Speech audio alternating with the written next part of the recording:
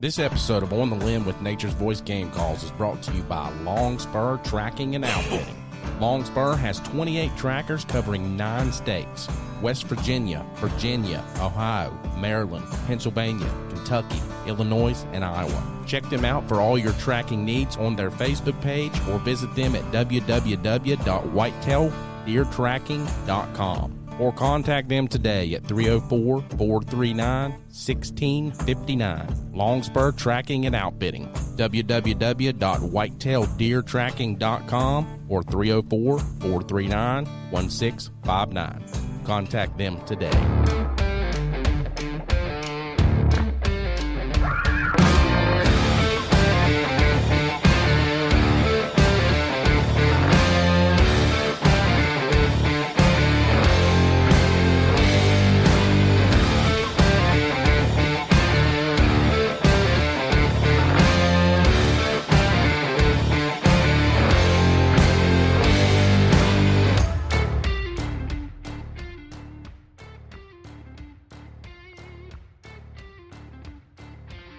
All right, guys, welcome to another episode On the Limb with Nature's Voice Game Calls.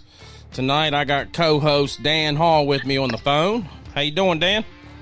Doing well, Michael. How you doing this evening? Oh, doing pretty good, buddy. You know, just sitting here doing everything by myself since Dave decided to, call in sick, so. I mean to tell you, that guy, we're going to do something with him. I tell you, he told me today, he said, "You're going to fire me, ain't you?" I said, yeah, pretty much. So, How's the weather where you're at? It's nice and chilly here in the mornings. Yeah, actually, it was 46 degrees this morning when I left the camper. Man, I tell you, it was like I think 53 here this morning. I was like, good Lord, I'm loving these temperatures. It's getting you right there into, deer season's coming up. September 30th is opening day here in West Virginia, so we've got Go ahead. Being that cold this morning, the deer were out moving. I seen them this morning. Oh, yeah. Through the fog, but I did see several. Yeah, they've been moving pretty good. We've seen a bunch about everywhere we go. We passed a ton of them on the interstate going down to Bristol last weekend. So, without further ado, welcome with me, Shon Butler, the owner and operator of Longspur Tracking and Outfitting, based out of Buchanan, West Virginia. Shon, how you doing? Great. How are you doing this evening, Mike? Doing good. Thank you, sir. That's great. It's a pleasure to have you on this evening. Well, we appreciate you having us on, that's for sure. Yes, so I was telling Dan there right before we got started, me and you met when you picked up the calls that the West Virginia Deer Association had purchased off of us for the kids there and their little bags and stuff that y'all had at your summit. Yes, sir.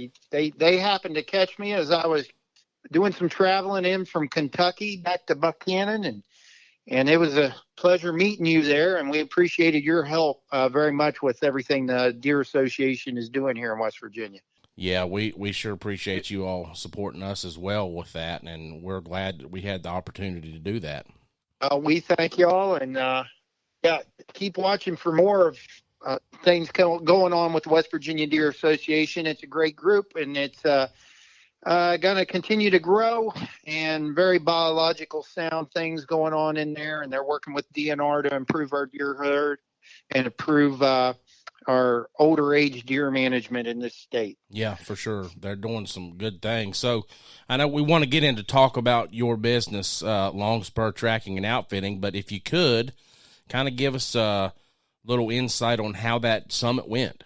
Well, the summit went good. I think a lot of people thought it was going to be controversial over the crossbow issue, but we were just delving into it. They had us there to do some speaking during the crossbow summit, and basically it came down, hey, crossbows are a good thing. It's a good tool for keeping older hunters engaged and bringing younger hunters into hunting, and also helping women get more involved into whitetail hunting out here in West Virginia.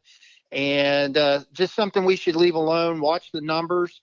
And basically, we told them they have the biggest tool in their hand to control too high of a buck kill during archery season, and that's just limit the archery kill to 1 buck. Yeah. And don't take away opportunity, lower the bag limit. So Yep. that's where it was left at. But the whole summit was good. It was great meeting Dr. Grant Woods there, talking with him. And then we had a great banquet, and a couple hundred people in attendance, which was awesome for a first time banquet there at Flatwoods. Awesome. Wow, nice. Usually we have pretty good summits there. I know we've done that one where last year, wasn't it, Michael? Yeah, we had it wasn't with the West Virginia Deer Association, but it was with the Bow Hunters Association. They have their thing there as well. Yeah. That's a nice little place. So they got good food there. Yes, sir. Yep. So we talked about having Longspurs. How did that come about? And if you could give us a little bit of the background to your business there. Sure. Longspur Tracking and Outfitting. We had to throw the outfitting part in there. I'll back up quite a few years. We were trying to get tracking wounded game in West Virginia legal for several years. And then 4 years ago, finally, the legislature passed it, governor signed it, worked close with DNR, and at that point, Director McDaniels to get it, everything going.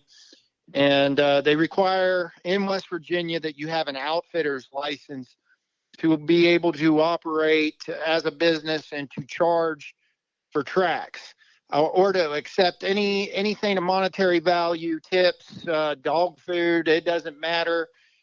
You have to have an outfitter's license. Or if you want to track for free, you can track for free. But so we were the first business to get an outfitter's license in the state of West Virginia to track. Oh, wow. And the first year we didn't know where it would go. The first year was the COVID 2020 year. We kind of started the full-time business, not knowing where we were going to go, how this world was going to shake out. So Longspur Tracking Outfitting came about as a necessity for our family to have an income. And we went into that first fall just not knowing. And we ended up taking over 500 calls in the state of West Virginia. Oh, wow. Just the first year. And it's just grown steadily ever since. Last year, we took 2,500 calls. So it just keeps growing. We've expanded our business. We have over approaching 30 trackers now in 9 different states that work for us. And these are all quality men and some women out there that are working for us as private contractors and go out there and just provide a great service locating wounded game.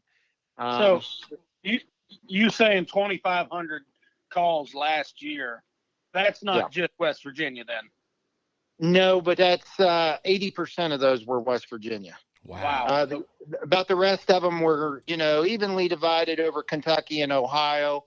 And then we get a few in from our other states. And of course, we're expecting a lot of growth in from the other states that we cover this year.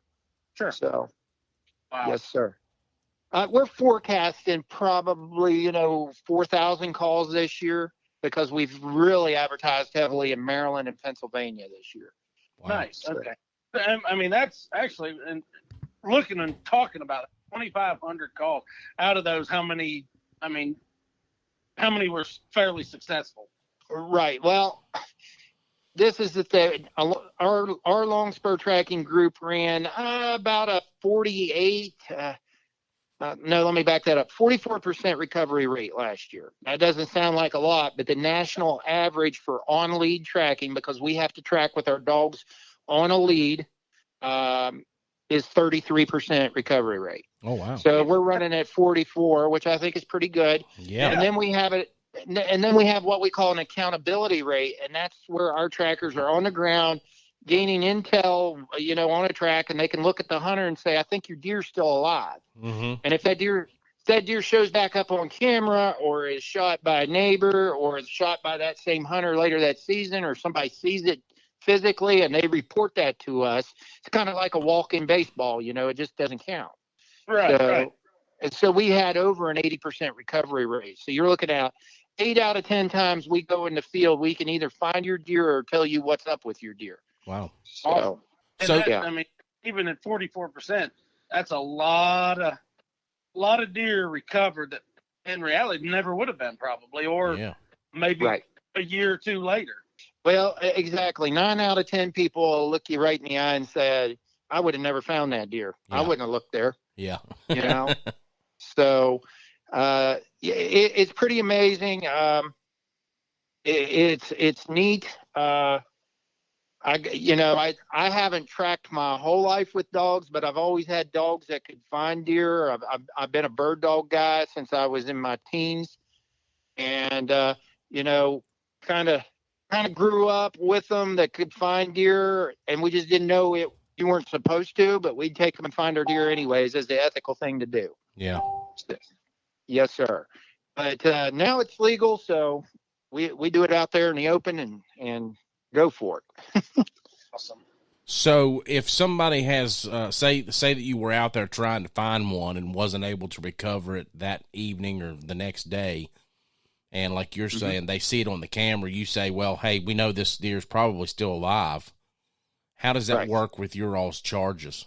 Well, our charges are our charges. We usually have so you all have show, like set rates? Yeah, we usually have set rates, a show fee that's set for the most part on mileage. I mean, we have a hierarchy system in Longspur. We have apprentice trackers that'll come out and track for gas money and tips just to get their dog going. Oh, okay. Oh, wow. Okay. That's pretty good. And then we have guys that are in a tracker status. They're the next level up from an apprentice, and we have a charge rate sheet based on mileage for them. And then we have our head trackers that have some more seasoned dogs, more experience, and a little more responsibility, and we allow them to quote to show. And then we have 4 master trackers in our system, and we're quote to show trackers also. Yeah. So I mean, we have something for everybody out there. I mean, if we have guys that say, do you track does? Oh yeah, we'll track does. And if I'm on the road and I can fit one in, because I mean, it's just the nature of the beast. Somebody's not going to pay the same amount to locate a doe that they are a monster buck. It sounds sad, but it's just the reality of the beast. Mm-hmm. But we do have apprentice trackers out there that want to track all the does they can because they want to get all the recoveries they can on their dog and improve up in our system. Now, I'm sure it's not just deer that you're tracking. You all track, you're in 9 different states. So are you tracking elk as well? Oh, we're tracking elk in Kentucky. We've had 3 elk tracks so far in our system. I've been down in Kentucky and tracked elk. It's pretty cool. Pretty neat. They are hard to track. Elk are a pretty tough animal, and they will cover some country. And the biggest thing is if it's not a mortal shot, they're going to go miles. And you got to have a good dog to want to stick with them that far. Yeah. So, yes, sir. About animals. Have you done like any hogs, or how's that different than deer? If you do elk compared to deer? Okay, that's a great question. Because whitetail deer, and this is something everybody hears that's called blood trackers, and they hear them called blood tracking dogs. But on whitetail deer, we don't need a drop of blood. In fact, I'd rather be called by somebody that says, I know I hit this deer, but I can't find any blood. Okay? We're tracking deer on interdigital gland scent. Oh, okay. Those dogs are targeting that specific deer. And as long as that deer is hurting, especially mortally or just initially after the shot, they're putting out adrenaline through that interdigital gland. And that dog is targeting that single deer, putting out that adrenaline. Now, if that deer is mortal, that adrenaline goes to their deathbed. If it's a high shoulder shot or just a graze or something, that adrenaline goes to their first bed where they clean themselves up, get settled down, and they walk off from there. And that's where the dog will usually quit. Huh. So that's usually how we can look at somebody and say, I have a pretty good feeling your deer's still on his feet. Yeah. I got it. Now, elk do not have interdigital glands, but when they get hit, they start putting out hormones through their tarsal glands. So that the dog can trigger on that single elk that way. Okay. Bears have a pedal gland that do that, and had some bear hunters absolutely amazed at our dogs because they can't believe the cold-nosed nature of our dogs. We can track a bear 24 to 30 hours after a hit. And I've had guys say, man, my best rig dog won't pick up a bear that's 4 hours old, you know. And then you asked about hogs. Hogs, when they get hit, they don't really necessarily put out a scent that's different other than through saliva. They'll start chomping. I don't know if you've been around too many. I mean, even tame hogs, if they get stressed, they start chomping their mouth real quick, and they'll just start dropping saliva. And an injured one does that, and that's what those dogs are triggering on. But as far as being blood trackers, our dogs will follow a blood trail, but they're really triggering on some specific scents there to go find these animals. And it takes a lot of training to get your dogs to do this. And yes, sir. That's what I was going to say. How long is the training that you're putting these dogs through? What is some of that training? What's it consist of? Well, honestly, it never ends. I hear you. Okay.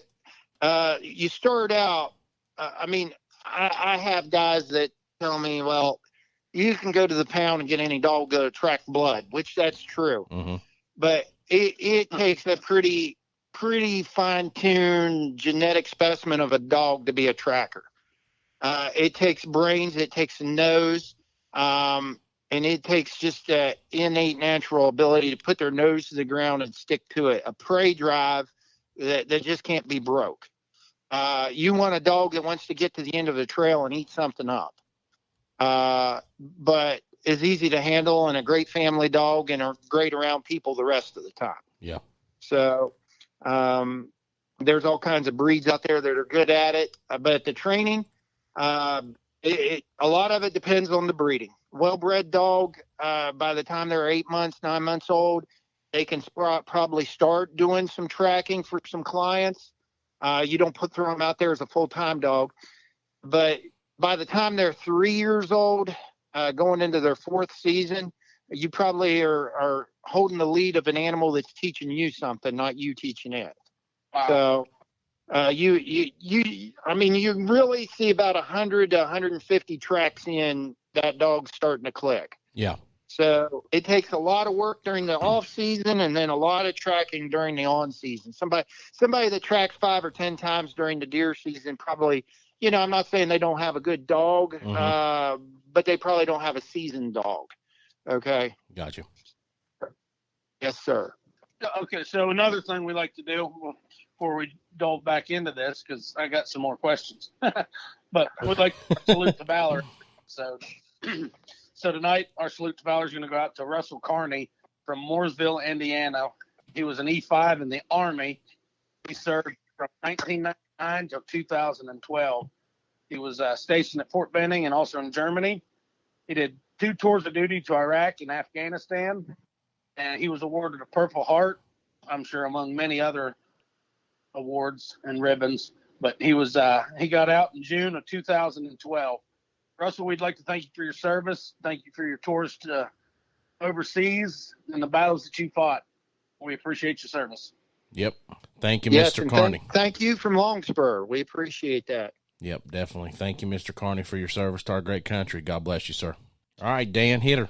All right. So you're talking about the breed of dogs. Is there specific that you're looking for when you do it, or are you breeding your own tracking dogs now?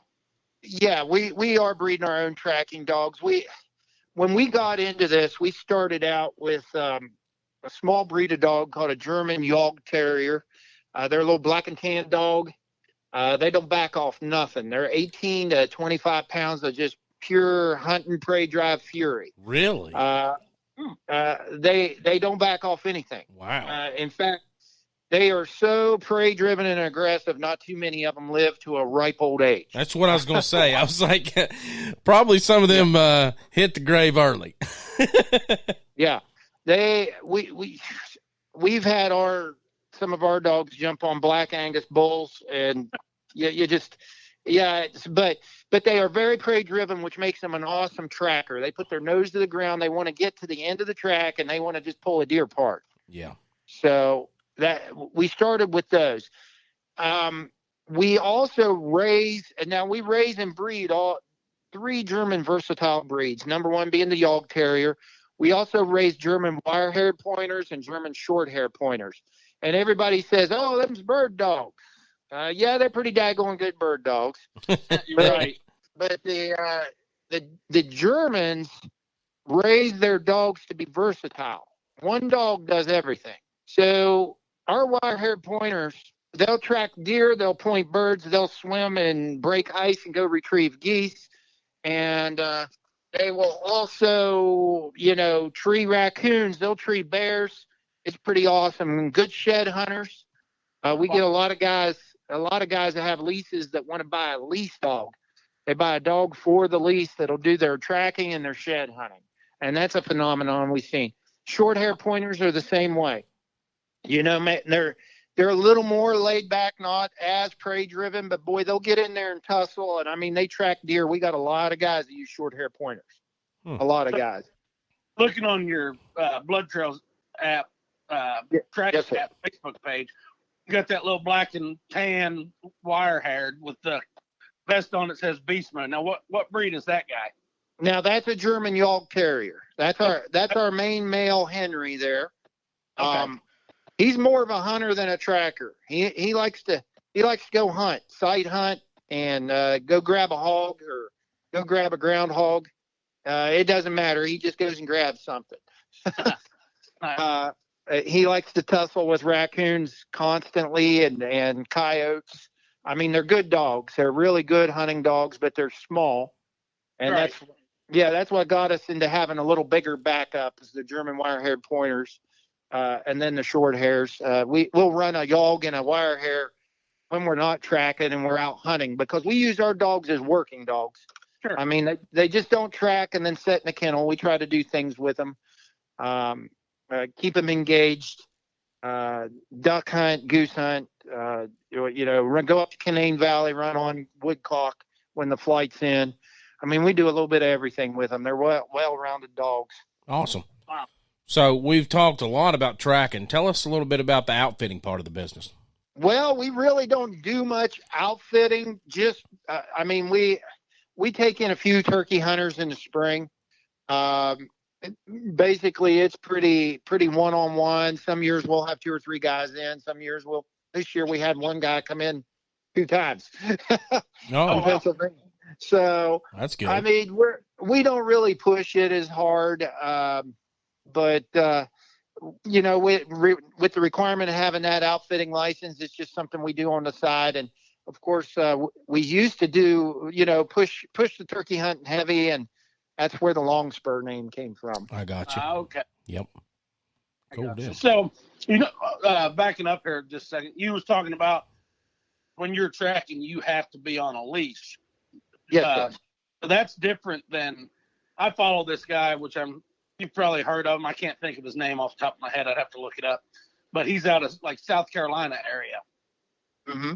And he's pretty well known around that area, but they don't have to use. No. They can release their dog and let them go as long as they're monitored and what have you.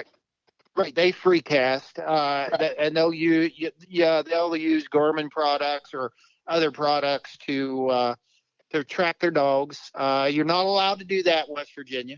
I mean, in West Virginia, you're only allowed to track mortally wounded animals. So once you determine a deer or a bear, or turkey, or a hog isn't mortally wounded, you got to pull off the trail. Whereas in those off-lead states, I mean, if they nick a deer on the leg, they can turn a couple hounds loose and go bay it and kill it. So, so that West Virginia wants to try to keep from that. They don't want hunting with dogs or deer hunting with dogs. Yeah. So that's why they got away from the free cast system. Now there's some national tests out there that are developing for off-lead tracking. And when I say off-lead, it's a little different than free casting. off lead tracking is having complete control of your dog within 30 to 60 feet on an e-collar and letting them track without holding them up with a lead, but it's not free casting. You're actually with the dog. Yeah. So we're looking, over the years, we've kind of pushed that West Virginia. We haven't got it yet. But our terrain, it makes it tough to stay, a 30-foot lead in a brush pile is tough. Right. And it can get a dog killed if a buck's still alive and got some fight left in him. Yeah. Sure. So, yeah, that makes sense. Yes, sir. But right now it's illegal. And of course, we don't like the free casting method. I mean, it's just just not what we're about here in West Virginia. Okay, yeah, and that's I was getting ready to ask. Would that be something like that you're really guys are more leaning towards, or do you like the way it's ran now? I like the way it's ran now with on lead tracking. I mean, if we went to that controlled off lead, with e-collar control, and here's the thing, and the caveat, if we went to that, the handler would have to be certified through a national organization to be able to go off lead. Yeah. I mean, because there's just too much, I can throw 2 hounds out and go run the deer off my neighbor's property. We got such small tracks. Mm-hmm. I mean, don't get me wrong. There's big tracks in West Virginia, but throughout most of West Virginia, you're looking at 30 to 80 acre farms, and you can get 2 hounds to clear out a farm in a hurry. Oh, I guarantee it. Yeah. So, I mean, the free casting it's not good for the neighbors. It's not good for other people. I mean, maybe in some areas on some huge leases and some huge coal company land, it wouldn't be a bad thing. But right now, it's just not a good direction for West Virginia. Right. So Yes, they do that hunting with dogs in Alabama, South Carolina, different places like that down south, don't they? Yes, they do. And then you got to remember, we get asked that all the time.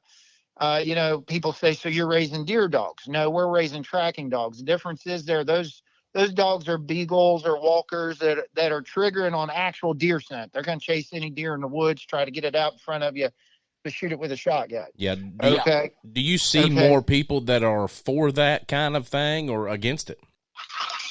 I've never met anybody in West Virginia that was for hunting with dogs. I mean, just too much. I mean, we're good. We're in a good dog culture up here in Upshur County with bear hunting. But I've never met any bear hunter that said, let's go chase deer with a dog. Yeah. So who did we talk to? Not recently, Mike. That was fairly recently that does a lot of dog hunting. That was Kirk Price. Okay, that's what I was thinking. Yeah. Kurt. I couldn't Kirk remember. Price does a lot of hunting with dogs, but it's mostly with bear. Right. But he grew up deer hunting. Yeah, he grew up deer hunting with him down south, but I don't think that he's too keen on doing that these days. Right. Yeah. It's just, and I think he also mentioned something about his parents. It was something that they grew up in, but it wasn't something that they kind of carried on. Yeah. Right. Since it was a tradition or, something that was in their family, they kind of went with it there for a while, but it was something that they kind of grew out of and didn't care to. and I, that's something I wanted to, point out. Just because we may not want it in West Virginia doesn't mean we don't support it in Alabama and Florida and South Carolina and Virginia. Virginia has dog areas, and we want those people to keep their culture and have fun with it, and that's what they do. But currently, it's just probably not the right fit for West Virginia and the direction West Virginia is going with their older age deer management program. Yeah. I got you. So, well, we're going to take a real quick break here, and we'll be right back after a word from one of our sponsors.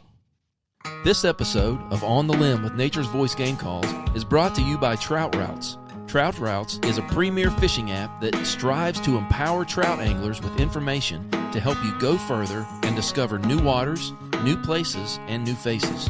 Check them out at troutroutes.com. Trout Routes is proud to be able to connect you to local resources and experts, such as fly shops, guides, local brands, and nonprofits. Be sure to check them out at troutroutes.com or the Apple App Store and Google Play Store to download the app today.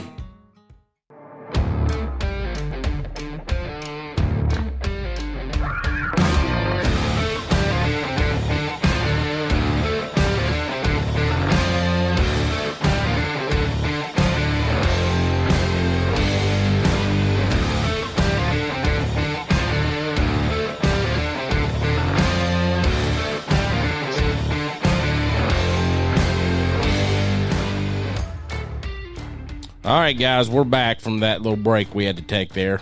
Sorry about that. You know, like Dan was saying, that's what happens when your production guy calls in sick. Yeah, that's exactly right. Yep. We had to clear the board in the middle of a recording. Thanks, Dave.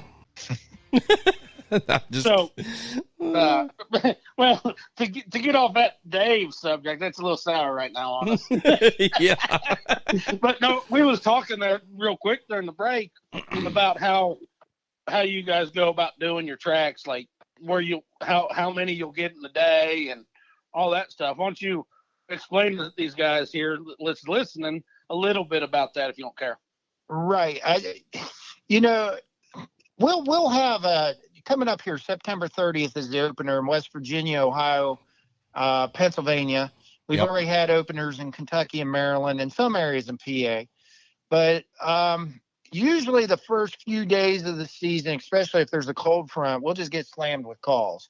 Guys are shooting bucks on feeding patterns, and we'll get slammed with calls. And we'll have probably on that first weekend 8 to 10 guys out in West Virginia doing 3 to 4 tracks each. Wow. So we could do more, but my gosh, we just get so covered up, and our tracks can be spread out in West Virginia. I guarantee it. Like we were talking there before during that break, Chrissy and I will leave Buchanan before daylight, head down towards Huntington, Wayne County area, pick up a track, maybe shoot up in Jackson, Mason County, up towards Parkersburg, and end up the night on a 4th track, maybe over in Randolph County. Wow. And then and all our guys are doing that. Yeah. Right. And in between, we're taking phone calls and answering everybody that had texted us while we're on those tracks, because I don't answer the phone when I'm on another man's dollar. Yeah. Sure. I'll text and get some information, and then we'll start dispatching those calls out. And it can be pretty nerve-wracking, especially when you get into the rut and you're receiving 200-300 calls a day. Wow. And you may have 25 guys out doing 5 tracks a day. So you guys hiring? Yeah, we get after it. So you sounds like you need to add some more dogs and people to the mix there, don't you? A little bit. We're always adding people, always adding apprentices. It's amazing this time of year. We add a lot of apprentices, and you go through a lot. Not because they don't want to do it, not because they're good dog people, but they figure out, hey, when I'm tracking deer, I'm not sitting in my tree stand. Yeah, so that's true. Yeah. They fall in love more with the hunting than they do the running the dog and find another deer. I think I could get into something like that, though. Yeah, I'm 51 years old. I've killed some really nice bucks in the state of West Virginia. Got several on the wall. But you know what? That was a once every 2 or 3 year thing. Getting your hands on a big buck. Right. Now I put my hands on 40 or 50 a year. Wow. So it's adrenaline rush. It's awesome to watch that dog just tune right in. Hunter looking at you, sick as a dog. They just spent the whole night up wondering what in the world they screwed up. And you throw your dog down and there's no blood, and they're doubting you. And 15 minutes later, they're holding their buck and they're crying like a baby. So it's pretty neat. I mean, it's pretty addictive and it's pretty neat. Right. That's awesome. So let's see, where are we at here? Oh, you want to hit on the app there, Michael? You want to hit on the app coming out? Well, I thought you were going to talk more about the hunter. Oh, yeah, I mean, I can. Yeah, we can. Oh, yeah. So, what we need hunters to do for us to help us out? Yeah. Miss more? Bad shots. Yeah, well, you all keep taking those bad shots. That helps us out. Yeah. That's right. Keep taking them bad shots and getting that buck fever. That's what it boils down to. Yeah, it That's does. Right. Well, I get this question all the time. Oh, my gosh, since dog tracking become legal, are people just shooting bad on purpose or whatever?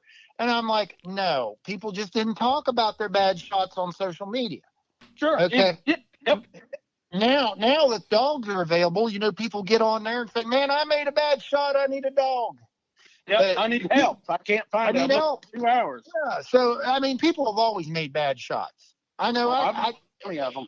Yeah, If you're I've a made plenty of hunter, if you're a hunter and say you've never lost a deer, or you've never made a bad shot, then you probably ain't hunted very much, and you're not far out of your hunter ed class, is what I'm going to say. Yeah. I've lost a deer knowing I've made what I thought was a great shot. Just, perfect angle, perfect alignment. Yeah. Right. And find 3 drops of blood and watch him run off. No, he hit. No, you hit him. Like, Yeah. I've watched deer, I've hit deer, and I've known I've hit them. Well, yeah. Like, I mean, you They did know the it heel happens kick and because everything. But those- see, 2 or 3 drops of blood yeah, and never find that deer. those deer And you know what? here. Those are the tracks we love. We love people to call us and say, man, I don't have any blood, or I've got 3 drops. Because the guys that call us and say, man, I have blood all over the place, and I tracked him for 200 yards, and I found a bed, and then he didn't bleed anymore. Those are the ones you don't find. The ones that guys that, just look you in the eye and say, man, I hit this deer. I know I did. Yeah. I've only got 3 drops of blood. Those are the ones we're going to go find. We're going to go recover those. But hunters, there's some things we need hunters to do. I mean, we live in the mountain state. We live in a mountaineer culture. My gosh, mountaineers are always free, muzzle loaders. We live in that culture, and so many guys think they don't need nobody's help. I don't need no dog. I don't need no help. So they'll track, and they won't go by good wait times because there are some. You need to wait. You just don't go chase a deer. That's right. Yeah. I don't care. Well, that is hard though, and it as a hunter. That's hard. Like, yeah, it's hard, but I tell you what, when you got a good shot, you're like, man, that was a good shot. I'm gonna sit here and wait. I'm gonna wait. And you look down, you waited for literally 5 minutes. It seems like 30 though. 15 minutes. Yeah. But I tell you one thing, that with those wait times cause more people to lose deer. Oh yeah. Than anything else. Say, yeah, because I mean, usually what is an average you would think there, Shon, on after you think that you've made a clear shot, and just to be able to track that deer, without it getting up and running on your own, would be about 20, 25 minutes. Would you not say? I tell most people anymore, give it an hour. Okay. Sit down in your tree stand. Give it an hour. Watch a couple episodes of On the Limb podcast or something. Yeah. There you go, and then go. If you think you made a good shot. Yeah. And I did that. What was it, a couple of years ago on one of my nicest bucks. I knew I made a decent shot. It wasn't 100% that it was a great shot, but I knew it was a good shot. And I sat and waited. It felt like an eternity. And I was like, you know what? I'm gonna go down and at least look where I shot, and that'll justify me pushing or waiting. I went down and I seen bubbly blood, everything. I said, okay, that's a good lung shot. I'm gonna start tracking. And I pushed that deer out of one bed, and I backed off, and I just sat down and took a nap. I'm gonna leave him alone. If I pushed him out of a bed, I'm not pushing him again. And I woke up probably an hour later, and I tracked that deer, continued on, and I got to an edge of a field, and I'm like, man, I'm gonna lose blood in this field because of the grass. And I was glassing this field, and I seen him. He was in a bed, wasn't dead. His head was still up, but he was hurt. You could see it. Mm-hmm. Luckily, I didn't push too hard. I stayed 100 yards away from him. Yeah. And I got a second shot on him to put him down. Yeah, and that's a really good thing that you've done that too, because like what we're saying, if you don't take that time to wait, I mean, you could spook that deer up and he's going 4 or 5 miles. I mean, that deer could go and go and go because, those endorphins and that adrenaline kicks in, man, and they're all about that fight or flight. They're wanting to live. Absolutely. Yeah. And that was one of my best bucks I've ever killed. And if I'd have kept pushing instead of just stopping after I kicked him out of that first bed, I'd have probably never got another chance at that deer, and he'd have probably been gone. Yeah. And most of these big bucks, if they take a bad hit through the liver or, further back through the paunch or the intestines, they're not going to go far if you don't follow them. Mm-hmm. Yeah. They're probably going to go. And most guys just cannot picture this. But 90% of the time, these deer are going to go out and they're going to go uphill, and they're going to bed up watching their back trail. Okay, and that's a misconception. I always heard that deer will, and if they're hit hard, they will not go uphill. And that's just as wrong as can be. We just posted a story about a gut shot buck in Kentucky that went up a steep mountain, and it happens to us all the time. I know. Yeah. Yes, sir. And we know, we try to share these stories. And you were talking about the tracker in South Carolina writing the stories up. We write a story on every recovery.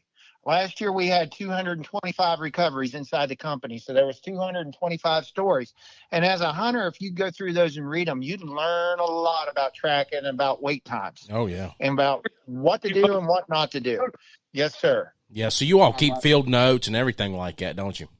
We keep as many notes as we can. We get so busy, we probably get a little more lax on it than we should. Yeah. But we have a way coming up that's going to keep a bunch of field notes for us. That's good. So, So let's hit on that a little bit. You all have an unveiling of an app that you all have just gotten created here in the next couple weeks. It's been a work in progress. It's 2 years ago we had the idea. One of our trackers came to us, Jeremy Zickafoos out of Fairmont, and said, "Boss, we let him dispatch calls one day." He's a Nature's Voice Game Calls customer. He said, "My gosh, I don't know how you do it." He said, "I talked to I don't know how many hunters. I couldn't keep them straight. I was dispatching calls out because everybody that calls us for advice, or we talk to everybody. We talk to them on the phone, either by text or Facebook Messenger. And if they have what we think is a viable track, that doesn't mean a dead deer, but a track with a percentage that there could be a deer, we definitely talk to them on the phone and interview them. Yeah. And it's an in-depth interview.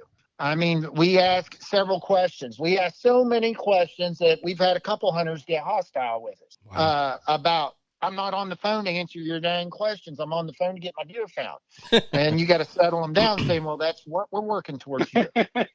So Jeremy said, "Man, if there was an app that would just do this interview for us." Yeah. And I said, "Well, yeah, that's a pretty good idea, but I don't think you're thinking big enough." And he said, "Well, what do you mean?" I said, "I don't think us good old boys here in West Virginia need this. I think this needs available all across the country."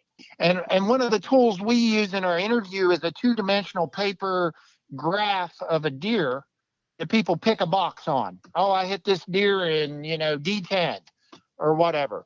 Yeah, it's a great tool, but wouldn't it be cooler to see your hit on a 3D layered target and know what you hit? Yeah. Okay, well, this app does that. What this app's going to do, it's called Blood Trails. It's going to launch. It's supposed to be any day here now with a drop dead date of October 1st. We're trying to get it up and get it running. There's a tracker section and there's a hunter section. Absolutely free to download. This year we're doing a direct download off of our website and Facebook page. We're not doing it through the iOS store or Google Play or anything like that. But it's absolutely free to download. There'll be weather features on it, and some other features coming in the future, such as mapping and stuff like that, property maps, landowner names, things like that. But right now, it's basically it is there to get a hunter in touch with a tracker. That's awesome. And as the hunter, you do your own interview, you do your own 3D shot chart. You push a button that you need a tracker. And instead of you as a hunter, looking down a list of trackers, like in Ohio, they have a state list of certified trackers that's 60, 70 trackers long. And if you're a hunter, you call down that list until you find somebody. And that can take all day. Mm-hmm. It can take all day and part of the next during the rut. Trust me. Yeah. Okay. So, this is eliminating that. When the hunter hits, "I need a tracker," it push notifies. It sends a push notification to every tracker in his region. Wow. Okay. And then the tracker reads the interview and makes the determination if it's something they're interested in or not. Okay. So, if a hunter has a mortally hit deer and he's put a good description and done a good shot chart, he's going to get a tracker. You know, and if he hasn't, he's at least going to get some advice. Somebody's going to contact him, talk to him, fill him out, at least get him some advice. But this is open to all trackers in the United States, not just Longspur trackers. This is for everybody. This is for every hunter. And this year, our 3D layered shot charts are white-tailed deer and wild boar. And then we have a 3D bear that's not layered. Just it's cost prohibitive to do these layered targets. It's very expensive and very time consuming. So if we get a lot of bear calls, we usually get about 10 or 15 bear calls in West Virginia a year. Nationwide, there's other places that are big into bear hunting, especially spring seasons and stuff. If we start getting a lot of calls, we'll go to a layered bear shot chart next year. Okay. I got you. We're really excited about this app. I mean, there's 2 or 3 others coming out there, but you know, there's one out there that kind of stole our line. We said we were the Uber of tracking, and they're calling themselves that. So we say, okay, that's fine. Let them call them that. Then we're the Lyft of tracking apps, and you can drive for both Uber and Lyft. So go track for them and come track for us too. There you go. So. But it's exciting times. Chrissy actually owns the app. It's a woman-owned, West Virginia-based business. It's exciting times to be a West Virginian, see the direction of this wounded game tracking. We got, up until last year, you could only track bear and deer. And now in West Virginia, we can track bear, deer, spring turkey, and wild boar. Okay. So... And if elk ever becomes legal, we can track elk. We got that taken care of in the legislature this last year too. So, but we're just tickled to death that we're releasing this app. We think it's industry changing, and man, we're just excited. I mean, I don't know if you can tell that or not. But yeah, definitely. So will this have like some kind of a registry in it where other trackers all over the country can register to be a part of that questionnaire that they look over? Yes, sir. Other trackers can sign in. We're going to vet our trackers. We're going to make sure they're actual tracking teams. Okay. We accept several different certifications from several different national tracking groups out there, or dog breed groups out there. We don't require certification, because I'm going to tell you one thing. Proof is putting deer on a tailgate. Proof isn't a piece of paper or a fancy ribbon. Yeah. Okay. That's just showing a commitment to your dog when you got one of those. Okay. If you prove out, you got some pictures of some recoveries, or if you're just honest, you come on there and say, man, I got an 8-month-old pup, and I'm willing to run some tracks and do some good customer service. We're going to take you in on our app. It does have a rating system.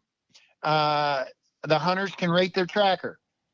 We hold the rating until we see a double check on a rating. If a hunter gives a tracker a low ball rating, we check out to make sure, is it really a tracker's fault, or is it that the hunter's just a bad client and doesn't want to admit their deer's still on his feet and they made a bad shot? So basically, the trackers always have the last word on their rating, and but we're going to police it. We're going to make sure that we have good trackers. So and everywhere it's legal to track, our app will be legal to use. Nice. And currently, I think there's the last I looked, I think there were 7 states it was still illegal to track it. Yeah. So. But West Virginia and all our surrounding neighboring states are legal, so it's nothing to worry about here right now. Awesome. But yes, sir. We are excited about the app, and hopefully we'll blitz it on our Facebook page and our Blood Trails page as soon as we get word that we're 2 or 3 days away from launch. That's one thing I've learned with these apps. There's nothing cut cut and dried. There's no release date. It's not like a country music album. I can sit here and say, well, we're going to release this July 1st next year. It just don't happen that way. There's so many variables in this that our app development team's working 24 hours a day on this, thinking about it, been in touch with me. It's just, hey, we were hoping to be out by Labor Day. We weren't. They gave me a 7-day countdown, 10 days ago. And then when the end of the 7 days came in, they said, we need 14 more days. So it just keeps going, but we're going to get it out, and this is going to be the real trial year, and we're going to see where it goes. And we've got some good partners on that app, and we're just going to kick it hard as West Virginia people and go after it. So is that something that you all plan later on with Apple and Google and things like that in the app stores? Yes, next year we'll be in the app stores. Okay, good deal. This year, development has taken so long, you almost have to get it to a finished status and then send it into Apple and Google to get approved to be on their app store. Yeah. And there's also a cost. Oh, yeah. That's what I was thinking. There's a good bit cost involved. We used to have an app that you could go on to instead of actually just putting the website on your as a tab on your phone or something. We actually had an app that you could go to where you could purchase our game calls, but it gets pricey and it gets expensive. As people don't understand, and in the tracking world, I mean, trackers run a tight budget, and I understand it, but trackers don't want to pay for anything, it seems like. So they're all wanting, boy, this app better be free. And they're not just telling us that, they're telling every app developer that. Yeah. So in order for us to keep it free this year, we are keeping it off the app store. In the future, there might be some feature charges and stuff, but we're trying to keep it free for trackers. Hunters is free to download. Now, there is a service charge if you book a tracker through our app. I mean, the hunter pays that, but it's a service charge. Okay. But there is no upfront cost. I mean, you're not paying $9.99 a month or something to download our app. But in the future, if we go to landowner maps and we're looking to partner with a pretty big name in mapping and dog collars to provide our maps on our app. And they're already a sponsor of us at Longspur, what we do, and that's Garmin. Awesome. If we get there, we're probably going to have to, charge a subscription for you to get those landowner parcel names and stuff. Yeah. But currently right now we're free, and that's the way we're trying to keep it for as long as we can keep it that way. Yep. Nice. That's awesome. Yeah, so, you always could have a free version and have a paid version. I mean, there's a lot of apps out there that have those. Like say that you pay. We'll probably go with that. I mean, that's probably the direction we're gonna have to go in the future. Yeah. And I mean, I've heard now. I've not checked it out, but I guess Uber and Lyft have premium drivers that get a 10-minute notification before their free drivers. Yeah. That there's a ride available. Maybe that's a direction we have to go. I don't know. We'll see where the evolution goes. But these apps are going to change the evolution of tracking in the United States, because right now the hunter has to sit there and make hundreds of phone calls to find a tracker. Mm-hmm. And Ohio is just a good example of it. It's very time consuming. And what happens is these hunters, they get frustrated that they're not getting a tracker, so then they get 10 guys together and they go out and grid search, and they beat the track to death. Yeah, and they don't preserve evidence, and it doesn't. And then by the time they find a tracker and the tracker gets out there, and it's like, man, I don't know if my dog can pick up through all this disturbance. and then the hunters say, oh, this guy's dog's no good, So I think this is gonna revolutionize tracking, where the hunter has. I mean, he can do this from his tree stand. If he thinks he made a bad shot, do it from his tree stand. Yeah. And then all of a sudden, all trackers are on notification right there, bam. And they're going to be contacting him instead of him trying to contact them. And then the trackers can advise these hunters on appropriate wait times, what they need to do. And that's something I didn't touch on about our business. We had over what we call recoveries without a dog. And that's people that call us for advice, and we talk them into finding their deer. Just by, they call us from the tree stand and say, hey, Shon, what should I do? And well, what do I put them through a few full interview, and I say, I don't think you need a dog. I think wait an hour and go take up the track and go find your deer. And they call me back or send me a picture smiling with a big buck. And we put those on our big board. That's a recovery without a dog. And Nice. that's a whole different category of record keeping we do. And we get over about 100 of those a year. We talk guys into finding their deer. And we've already done that once in Kentucky this year. Yeah. With a 10-year-old girl. Her dad called and said, what do you think? Sent me pictures. I said, man, that looks like a liver shot, but if it's bleeding that good, you're not going to need a dog. Just back out of there and go back in at 1 a.m. I think I just read that one. yeah. They went in at 1 a.m, went 100 yards, and there the buck laid in the field. Nice. I just read that one. Okay. Nice. Yes, sir. Awesome. Yep. So, real quick question. I know West Virginia's got like mountain meadows and almost heaven, a couple different hunting preserves per se. Do you guys get calls from them or? Yeah, I mean, we do. We got guys down south that'll cover the southern ones. Chrissy and I and a couple of the other guys up here in the north, we have Dream Mountain up in Preston County. In fact, we work close with them. I mean, we use them as a training facility. Yeah. Oh, Okay. Nice. So we get to go out there and we get to go track elk. We get to take 6-7-month-old pups, go out there, introduce them to boars, introduce them to whitetails. And the other neat thing is these guys collect blood, they collect deer hooves, they collect pieces of elk force that we need in our training. And man, and then we go up and help them. I mean, Dream Mountain's 1,200 acres of high fence. And some guys say, oh, high fence, that's a canned hunt. They have people that lose animals on that 1,200 acres. It's thick. Wow. It's autumn olive. It's old strip mines. It's thick. You have to have a dog.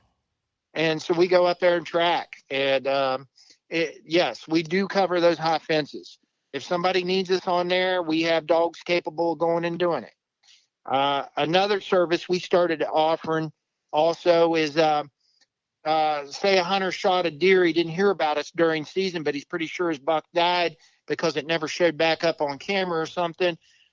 We use our German wire, German short hair pointers to do deadhead searches. And so we'll go to a farm and do a grid search for their deadhead. A lot of times we'll pick up a bunch of sheds for them and then find their deadhead. So that's a service we offer now. Oh, cool. So, pretty neat. I mean, we're wanting to get to the point where we can offer complete, just come on your property and do your shed hunt for you.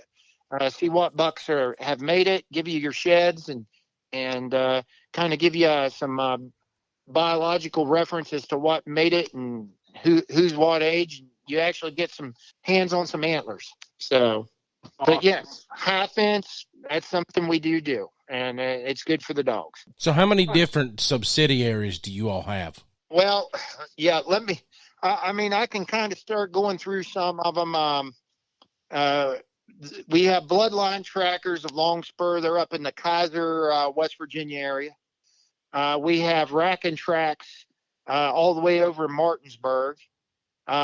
We have Faint Trails, Deer Recovery in Braxton County. We have Canal Valley Canine. That's Logan Cooper. He's down in Marmette country. And then we just have several trackers that don't have time to run a subsidiary Facebook page and draw traffic, but they help us out. And I mean, we couldn't do this without those guys. I mean, Ruby Rose of Longspur, that's Jeremy Zickapoose up in Fairmont. Yeah. And I know I'm going to miss some of them. I don't have them wrote down here in front of me, but we got Rick Hyde down in Virginia with Virginia Wounded Game Recovery. Seth Gordon up in PA, Against All Odds Game Recovery. And we just keep growing. I mean, that's awesome.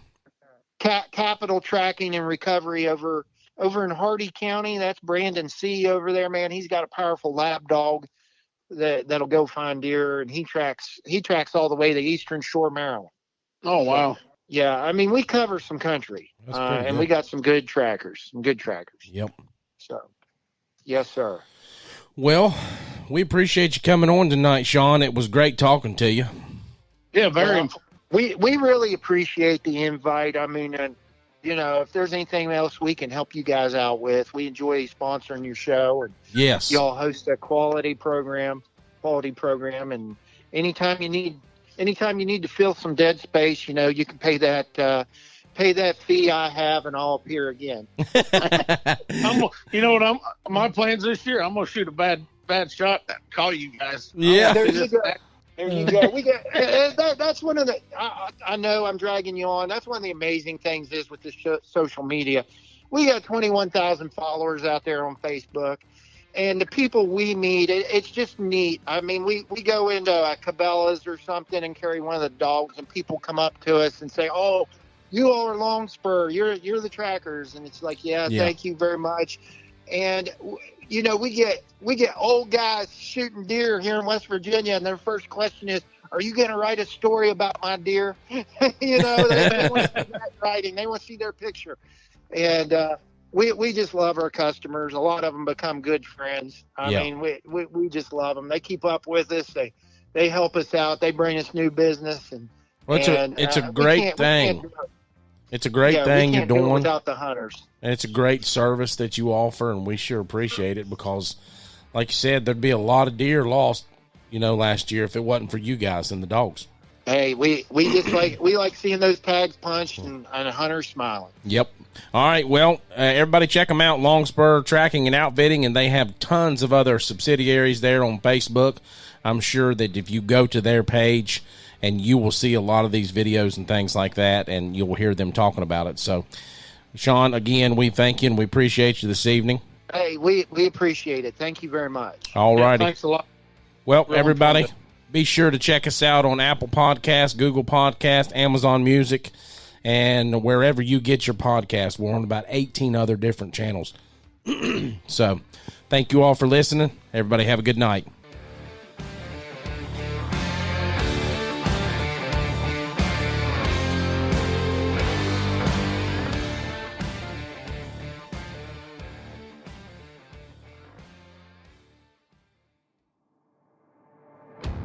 This episode of On the Limb with Nature's Voice Game Calls is brought to you by Backwater Truck Supply, located at 100 Armor Creek Road in Nitro, West Virginia, right across from the Town & Country Supply. Contact them today at 304-610-8699 or check them out at BackwaterTruckSupplyWestVirginia.com. Backwater Truck Supply specializes in accessorying your ride to your liking, new or old. Does your Jeep or truck need lifted or a leveling kit installed? They've got you covered.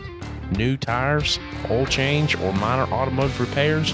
They got you covered there as well, with a full-service lift along with a wheel balancing machine. They are affiliates with some of the top brands in the automotive industry. Contact them today at 304-610-8699 or check them out at BackwaterTruckSupplyWestVirginia.com.